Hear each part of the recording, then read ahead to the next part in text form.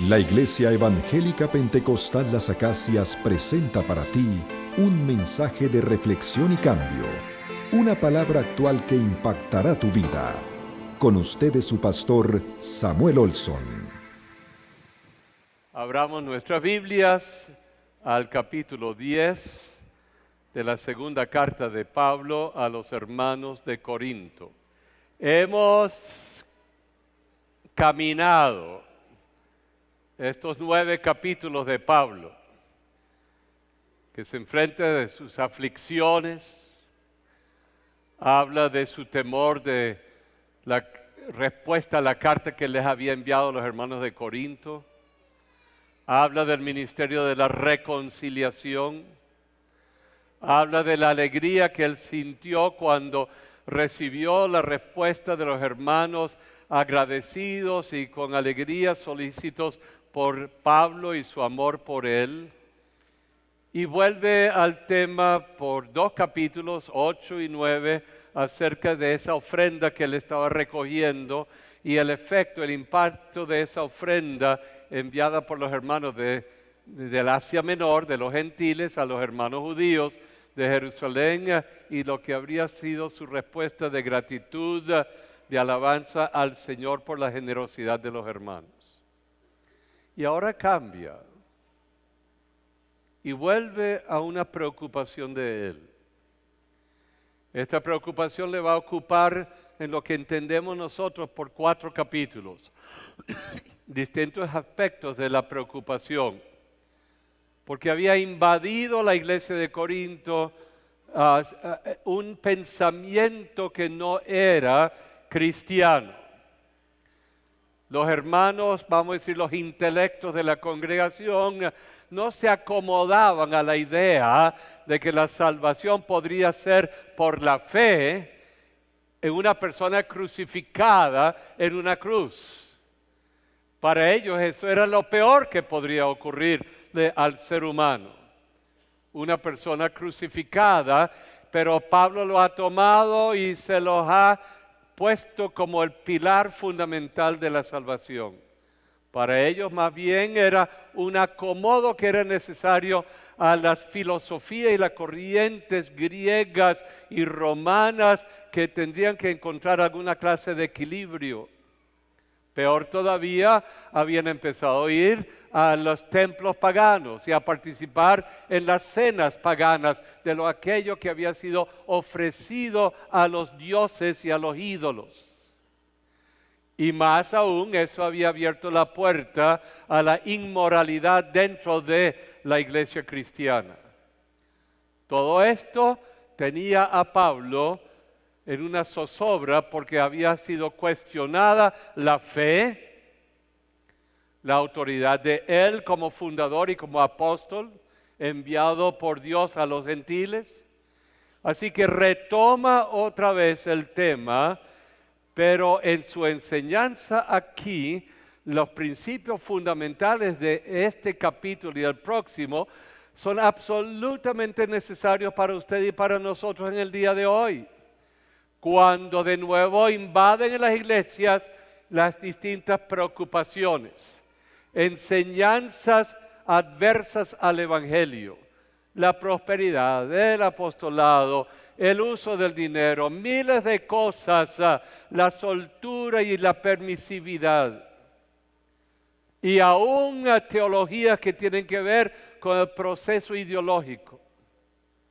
Y Pablo nos enseña a distinguir y a ubicarnos. Así que los capítulos estos van a ser esenciales para nosotros. Yo sé que apenas voy a tocar 4 versículos de los primeros 6. Y el domingo que viene tenemos que seguir, así que les voy a dejar en el trampolín. Listo, pero no para zumbarse. Y yo sé que es así porque, oye, tengo que respetarle su tiempo. Y quiero hacerlo porque es necesario. Así que vengamos a la palabra. Vengamos a un Pablo que ahora se dirige con mucha precisión a los hermanos de Corinto.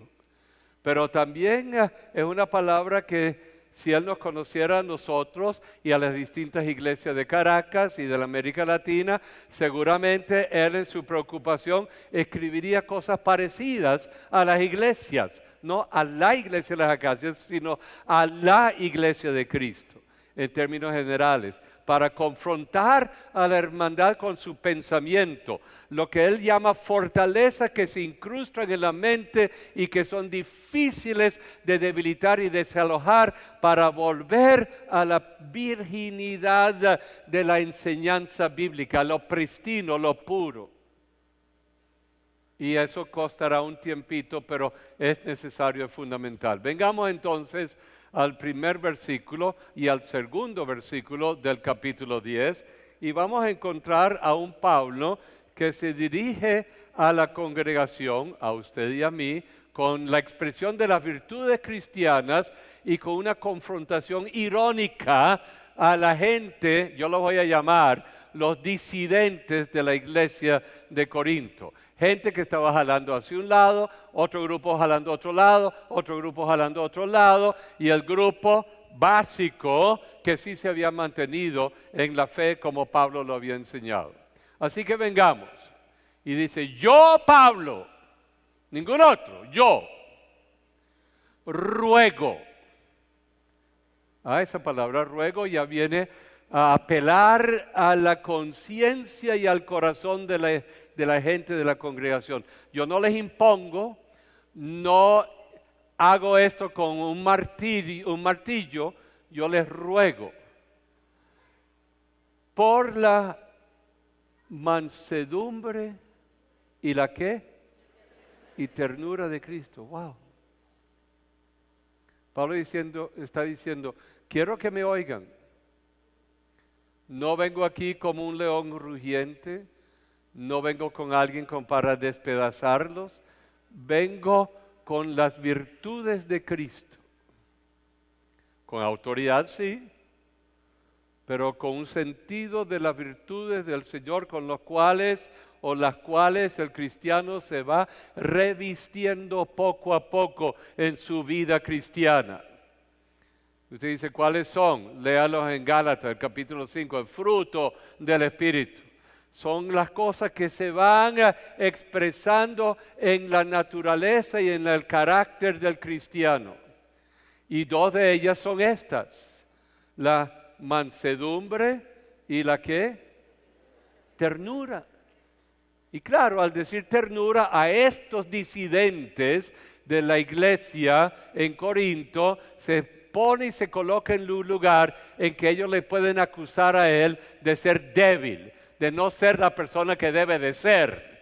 Pero él dice, no, así soy yo porque estoy en Cristo. Manso, que quiere decir firme, aguanto la situación, aguanto los ataques, respondo debidamente y respondo con ternura y cuidado y bondad a toda la iglesia para que no les hiera ni les irrespete su dignidad personal y quienes puedan ser. Yo ruego por la que mansedumbre y la que ternura de Cristo con la cual me visto.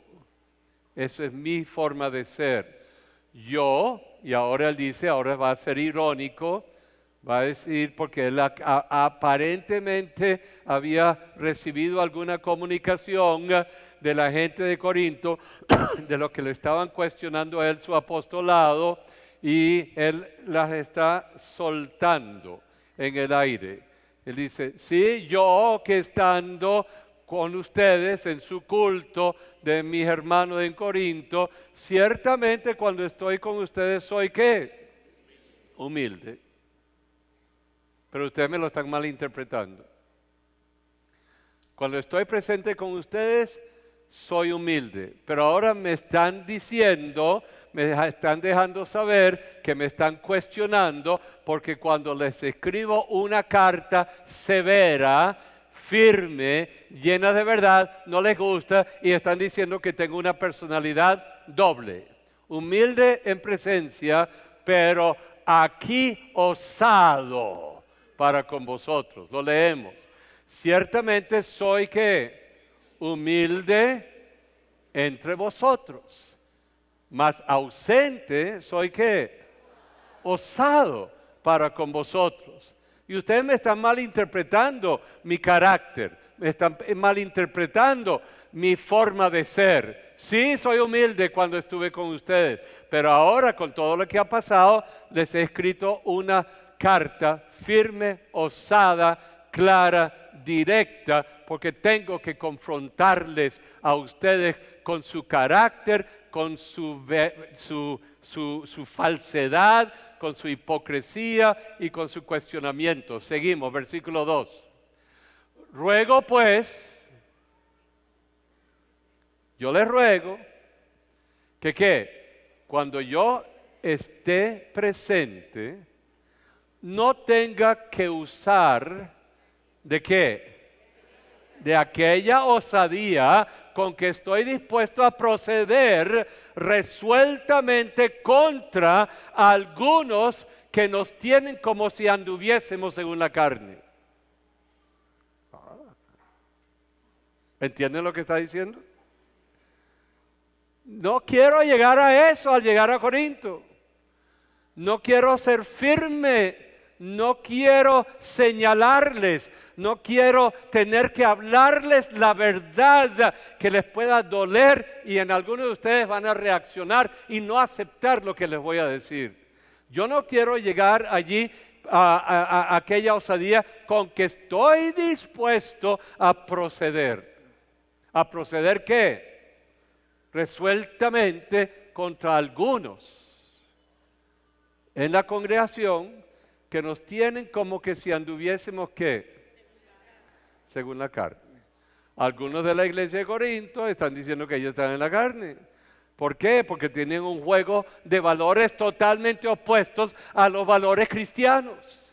Se burlaban de Pablo porque él había trabajado en el mercado para sostenerse a él mismo y a sostener a otros. ¿Cómo va a ser este? Él podría haberse buscado padrinos para su ministerio, pero él se la está echando de humilde, de poca cosa, cuando él no tiene que hacer eso.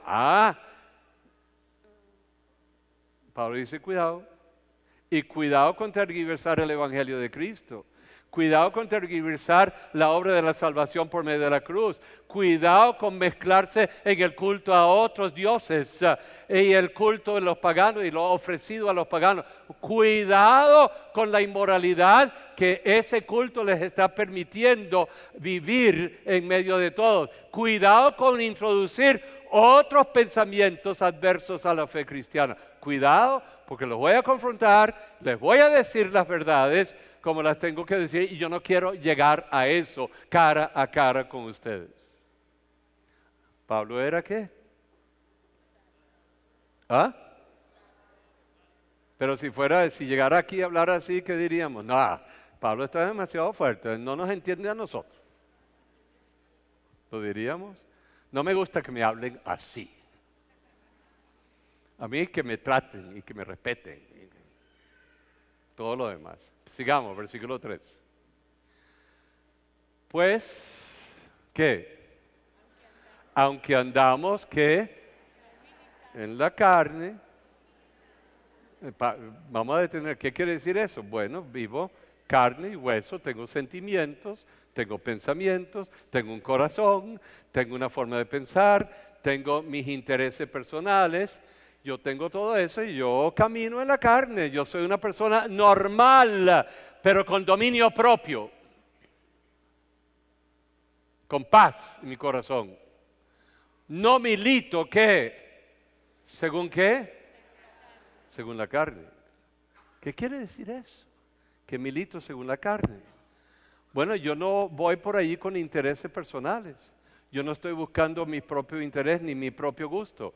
Yo no estoy buscando la construcción de mis propias cosas. Yo no vengo a derrumbar nada. Yo no vengo a imponerle a los hermanos como los judaizantes los ritos y la cultura hebraica. Yo no vengo a falsificar la fe en Cristo. Yo no vengo a ser el apóstol falso como algunos de ustedes. Yo no vengo a militar con violencia. Yo no vengo a militar entre ustedes con odio. Yo no vengo a militar con ustedes con sentimientos irracionales. Yo no vengo a militar en mi vida como una persona desquiciada que quiere derrumbar lo que ha sido construido, y eso es lo que ustedes han querido hacer, es derrumbar todo el fundamento de la fe para poder establecerse ustedes y para volver a introducir las enseñanzas falsas del pasado.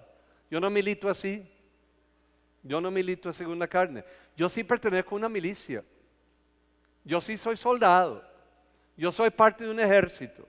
Pero el ejército en el que yo milito tiene un uniforme, tiene una forma de vestirse. Y ese uniforme nos lo ha dado con sus armas el mismo Señor Jesucristo, porque somos parte de un ejército que sigue la bandera de Cristo y le servimos a Él y nos ponemos esa vestimenta y nos distinguimos por esa vestimenta, y nadie puede salirse de allí, y si no entiende que es parte de esa milicia, no entiende que es una persona radicalmente distinta a las demás fuerzas y las demás culturas que nos rodean, y tiene que seguir un camino, una luz, una verdad, una palabra, una que enciende el alma, la transforma de adentro para afuera, y vivimos siguiendo al Cordero de Dios, quien quita el pecado del mundo. No milito según la carne, según mis pensamientos normales. ¿Por qué? Porque todos tenemos ideas filosóficas, ideologías, todos tenemos sentimientos, todos sabemos las cosas que están pasando, todos sabemos que todos los días se nos bombardea con miles de cosas, y uno siempre está tratando de entender qué es lo bueno, qué es lo malo, qué es lo que debo hacer, qué es lo que no debo hacer, y tengo que filtrar todo eso en los valores y en las armas cristianas, y por allí es donde yo voy a escoger el camino en que debo de andar cuando sigo al Señor como el general de generales, rey de reyes de este gran ejército en el cual nosotros militamos como hombres y mujeres cristianos en Venezuela y fuera de Venezuela. Seguimos, versículo 4. Porque, wow, esa palabra. ¿Qué dice? Las armas. Entonces, de verdad, un ejército. De verdad somos soldados. ¿Qué tipo de revólver tiene usted? ¿Y su escopeta? ¿Ah? ¿Cuál es su espada? ¿Seguro? ¿O en la calle tienes otra espada? Cargas otra cosa. Aquí vienes al culto y allá. ¿O eres íntegro, coherente en tu forma de sentir, tu forma de pensar? ¿Eres de verdad un soldado de Cristo? ¿Eres de verdad un testigo del Evangelio en todo tu sentido de vida? Ahora aquí, porque las armas de nuestra, ¿qué?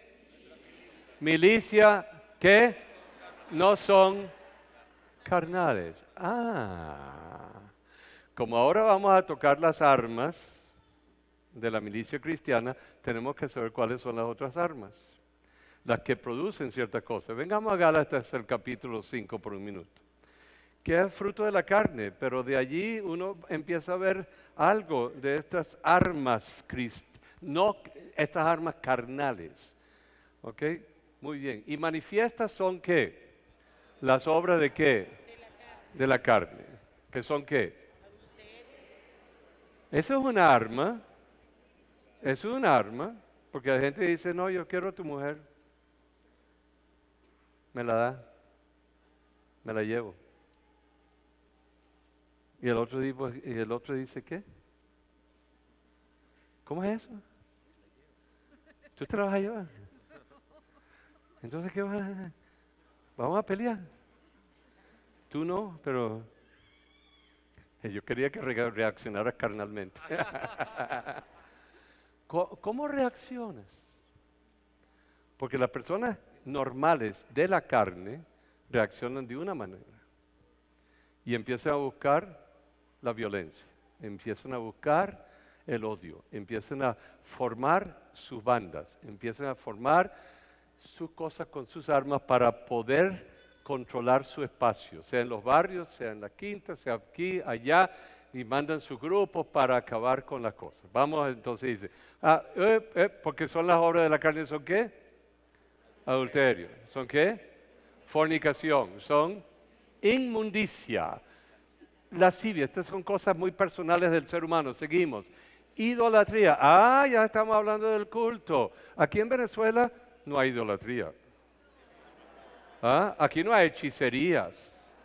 Aquí no hay culto a los paleros que empiezan a controlarle la mente de la gente, que hacen todo tipo de pacto para que usted... Yo he oído de muchos que están bajo el asedio del mundo diabólico y no pueden pensar porque su mente está controlada por el mundo satánico. Y eso está impuesto en todas las órdenes de esta sociedad para que el pueblo de Venezuela sucumba ante las tinieblas y sucumba ante la maldad, que sucumba a la dirección del mismo Satanás para destruir, deshacer y empoderarse de nuestra nación.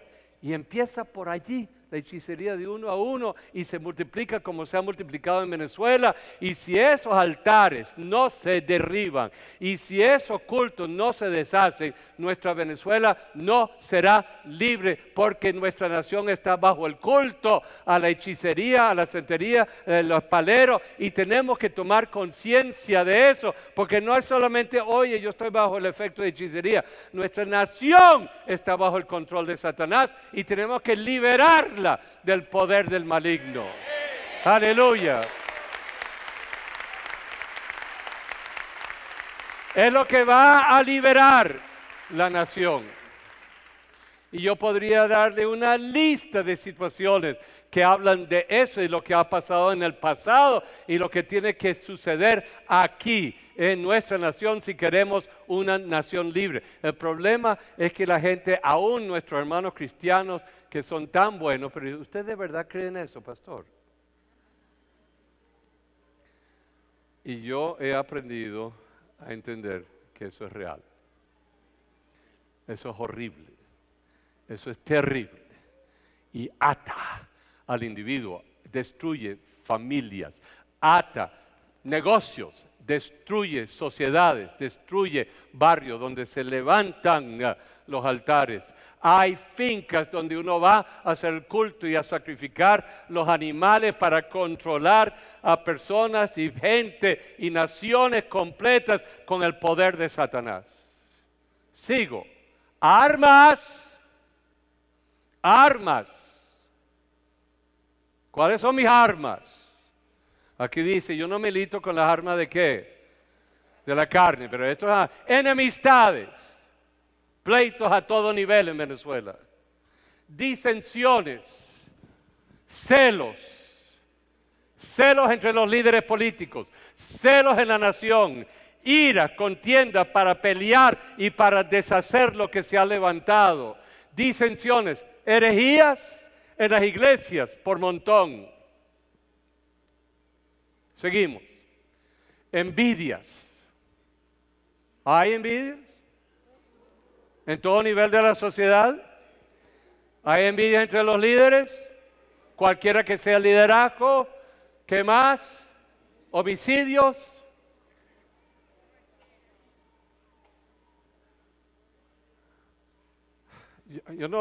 Aquí enterramos a 2 hermanos de una familia anteayer en Montalbán.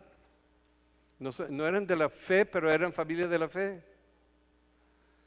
El otro, enterramos a otro ayer de una familia, pero él sí, yo no quiero nada que ver con la fe y el mundo cristiano. Y se fue a la eternidad. La lista es larga. Borracheras, como ahí no dice drogas, Las armas usadas por la maldad en Colombia, en Venezuela, para controlar una nación y para crear tremendas ganancias económicas, para controlar con todo tipo de armas una nación. Están calladitos. Y el traslado de toda la fábrica de la cocaína que estaba en Colombia, ¿dónde está? Borracheras, orgías, cosas semejantes a estas. Yo no milito, dice Pablo, según las que no uso las armas. Volvamos otra vez a 2 Corintios. De nuestra milicia no son qué. Ese no es el mundo en que nosotros militamos. Sino nuestras armas son qué. Poderosas en Dios. ¿Para qué? ¿Para la qué? La destrucción de las fortalezas. Fortalezas. Ahorita vamos a meterle un poquito fortalezas. ¿A dónde están las fortalezas? ¿Cuáles son las fortalezas que se van construyendo y que controlan la mente de agrupaciones de personas? Marx, ¿qué dijo? Porque odiaba la religión. ¿Que la religión era qué? El opio del pueblo. ¿Para usted su fe es un opio? No. Por eso rechazaba la idea de la religión y crea una teoría, una política económica estudiando toda la historia. Y crea todo un movimiento, es una fortaleza ideológica que controla la mente de tantos.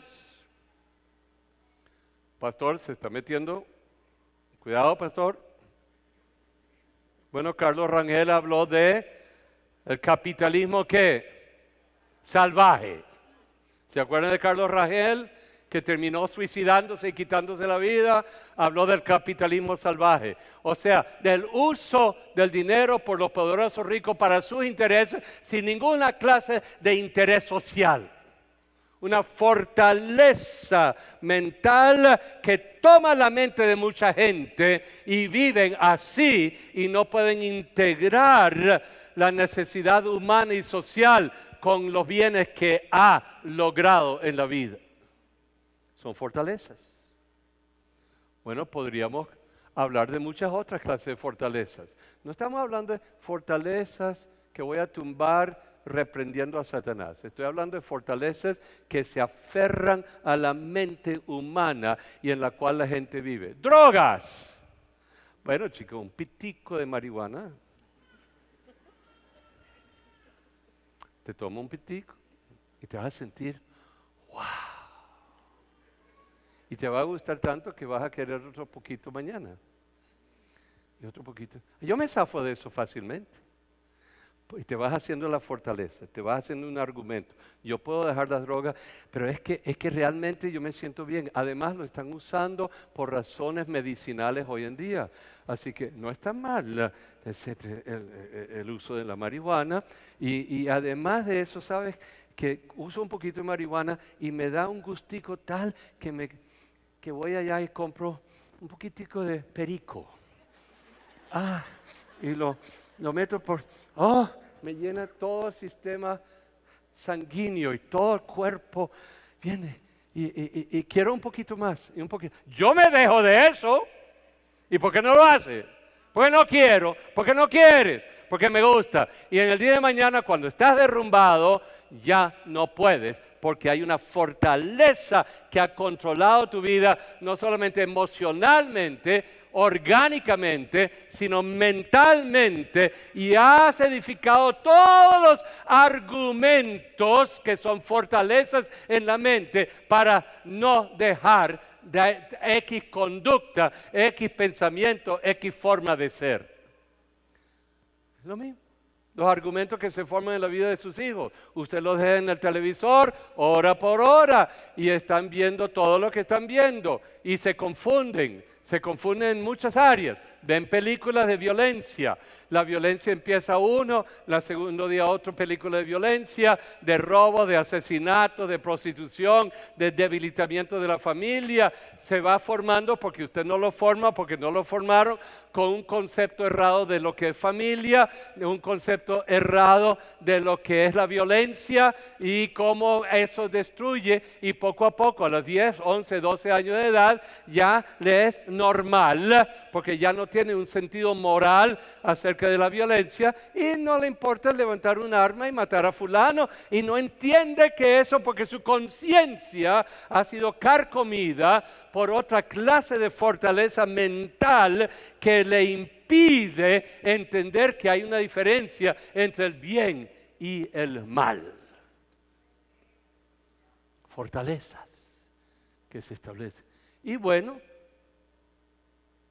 cuando en la televisión usted ve la heterosexualidad, la homosexualidad, el lesbianismo, el transexualismo, el asexualismo, este tipo de conducta, y eso se ve como normal, ¿cómo puede el niño o la persona crear una clase de concepto acerca de la vida, de lo que es familia, de lo que es pareja?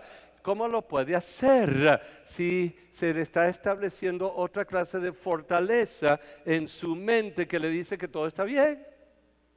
Cualquier cosa va. Alguien dirá, no entiendo todavía. Ok, vamos a ir por lo bíblico. Está Eva en el jardín, está viendo la belleza del jardín y está caminando y ve una manzana. Y esa belleza de Lucifer le dice, ¿por qué vas a obedecer a Dios? Si tú comes esta manzana, más bien vas a entender la diferencia entre el bien y el mal. ¡Wow! Voy a entender una cosa tan importante como la diferencia entre lo bueno y lo malo. Me como mi manzana y empieza la realidad de que ahora tengo que empezar a escoger porque he desobedecido una regla y ya dentro de mí hay una bifurcación, una separación dentro de mi ser porque he rajado el espejo en la cual yo podía ver la pureza de Dios. Dios podía reflejarse en mí y yo en Él. Se rompió. Y le digo a Adán, mira, hay algo particular que ocurrió en mí, pero me encantaría que comieras de esta manzanita tan dulce y tan buena. Te va a hacer mucho bien a tu estómago, porque tiene pepsina. Sí. Se la come y se encuentra repentinamente con los ojos abiertos y ve lo que no podía ver más y su conciencia ha sido quebrada y se siente fuera de ese mundo tan bello en el cual estaba viviendo. Ya todo cambió. Todo aquello que usted como padre quisiera que no le ocurriera a su hijo y por eso usted lo cuida y usted no quiere que nadie lo toque ni le haga daño porque usted lo quiere mantener en esa burbuja, pero llega el momento en que el niño decide y quiebra la burbuja y sale de la inocencia a la realidad humana y el dolor del alma. Ah, cuán difícil es, porque ahora tengo que empezar a crear una manera de pensar y tengo que tener mis razonamientos. ¿Por qué no? y por qué sí. Y ahí es donde se va formando esa fortaleza que puede destruirme o la fortaleza de la presencia de un Dios vivo quien me mantiene en la verdad. Ah, qué difícil es esto. Pablo está diciendo, ¿a dónde se me fue? Porque las armas que en nuestra milicia no son que carnales, sino que poderosas en Dios. Y esas armas que las vamos a ver el domingo que viene son las que destruyen ¿qué? Las fortalezas diabólicas del engaño y de la mentira que se han apoderado de nuestra mente, pero vienen las armas de nuestra milicia en Cristo y nos ayudan poco a poco a derribar esas fortalezas mentales que se han apoderado y volvemos a lo que Dios ha querido hacer con nosotros. Por eso cuando usted se encontró con el Señor, ese es el comienzo, porque al encontrarte con el Señor, la palabra empieza a reconstruir tu forma de pensar y empieza a desbaratar los poderes de la malignidad que hay en tu vida y empieza la luz a penetrar en todo ámbito de tu vida. Aleluya, aleluya. Aleluya, aleluya, aleluya. Fue el mensaje de la palabra de Dios expuesto por el pastor Samuel Olson de la Iglesia Evangélica Pentecostal Las Acacias.